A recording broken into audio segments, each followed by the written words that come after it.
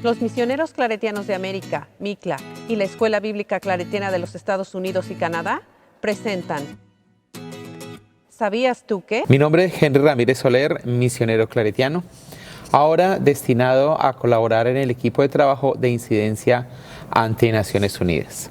El tema de hoy, cartas pastorales, contexto histórico. El texto de Jaime Michea.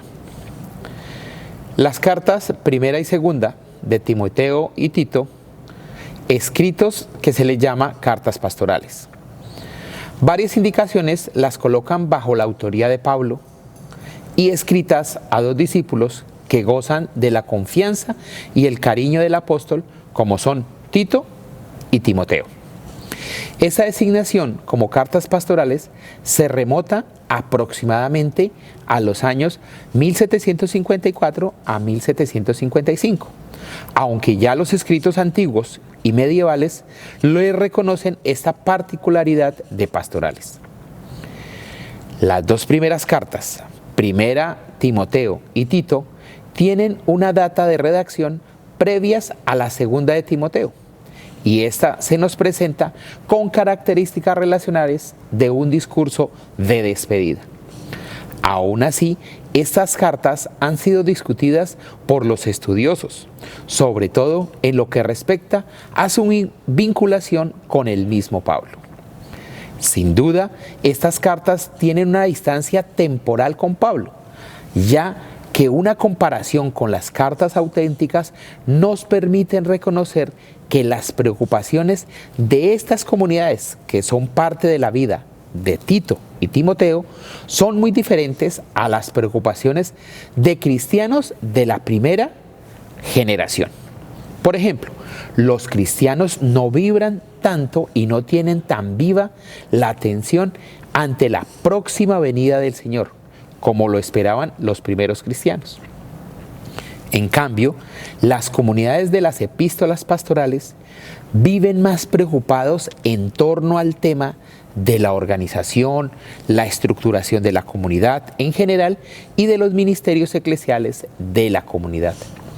Esto muestra que son comunidades que en su reflexión y pensamiento esperan perdurar en el tiempo mucho más que la urgencia de la próxima venida. En este carácter pseudoepigráfico, falsa atribución, de estas tres cartas, detectado a partir de los estudios del siglo XIX, se revela por diferentes hechos en su redacción. Por ejemplo, el estilo y el mensaje se apartan de una manera notable de las cartas paulinas auténticas. Estas también ausentes en términos propios de Pablo en sus cartas. En cambio, encontramos expresiones y términos propios que se relacionan más a un ambiente helénico. Además, la figura de Pablo es profundamente idealizada. El humilde apóstol se convertirá en el apóstol grandioso, será el heraldo del Evangelio, maestro de paganos y mártir por amor a Cristo. En estas cartas se nos presenta un relato de vida de Pablo que contradice profundamente con la actividad misionera de Pablo, tal como lo relata el libro de los Hechos de los Apóstoles. Es así como podemos afirmar que la autoría de estas cartas se ha de atribuir a un discípulo de Pablo que vive hacia fines del primer siglo en un ambiente de Asia, Éfeso. Este recoge, bajo nombre y autoría de Pablo, instrucciones y normas para hacer frente a una nueva situación eclesial que se caracteriza por la amenaza de las tendencias heréticas de corte judío y gnóstico. La comunidad a quienes dirige las cartas pastorales viven nuevas circunstancias pastorales, sociales, y ante estas nuevas situaciones urge la preocupación de acomodarse y adaptarse a una cultura común de grandes urbes grecorromanas. En este proceso de vida, en medio de la asimilación social, las cartas reflejan las permanentes referencias a la escritura familiar de una familia tipo patriarcal. El marido es padre, esposo fiel, de una sola mujer, que sabe educar a sus propios hijos. Reviste preocupación especial el lugar de las viudas, privadas de ese referente familiar fundamental.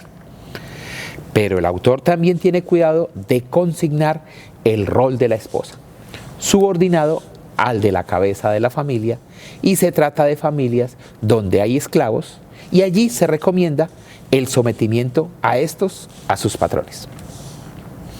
En la organización eclesial ocupa un lugar importante las familias de elevado nivel social.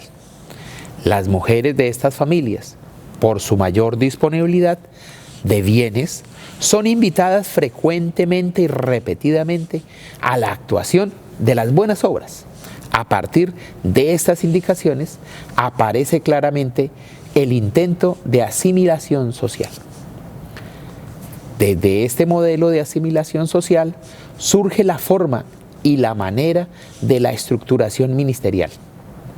Hay preocupación especial por el orden eclesial. A esto se deben las listas en las que se mencionan las condiciones del obispo, presbítero, diáconos, sus deberes respecto a los distintos miembros de la comunidad. Sin embargo, algunas condiciones y deberes son comunes a diversos ministerios. La mayoría de las condiciones para el diácono coinciden con las del obispo, y algunas de las condiciones determinadas para este cargo no tienen nada de específico frente a ciertos deberes personales. Con ello se produce un intento de estructuración de los ministerios eclesiales, que sin embargo es solo el comienzo de un proceso que se ha de desarrollar en un tiempo posterior. La situación que refleja este momento histórico es sin duda el tiempo de una tercera generación de cristianos, posiblemente por los años 80 y 100. No podemos dejar de lado otra situación que la comunidad del tiempo de las cartas pastorales les toca vivir, y es el ambiente sincretista en el que se encuentran. Es por eso que un examen de los adversarios a los que estas cartas llamadas pastorales quieren combatir nos informa del ambiente sincretista en que las comunidades cristianas tienen que desarrollar su vida y su misión. Dichos adversarios o falsos maestros son presentados en un doble nivel, teórico y práctico, continuamente entremezclados. A nivel teórico nos encontramos con doctrinas alternativas que están unidas a mitos y genealogías interminables, fábulas profanas y cuentos de viejas. Por el contrario, en lo práctico, la imagen no es muy clara. El ascetismo rígido de algunos parece frecuentemente mencionado junto a la corrupción y el laxicismo moral de otros. Así podemos ver que estas epístolas reflejan las preocupaciones de un ámbito donde se entrecruzan especulaciones mitológicas y prácticas ascéticas, tendencias dualistas mezcladas a veces con un rigorismo ético y otras con una excesiva libertad de costumbres. Gracias por sintonizarnos. No olvides darle un like a este video y compartir con tus amistades.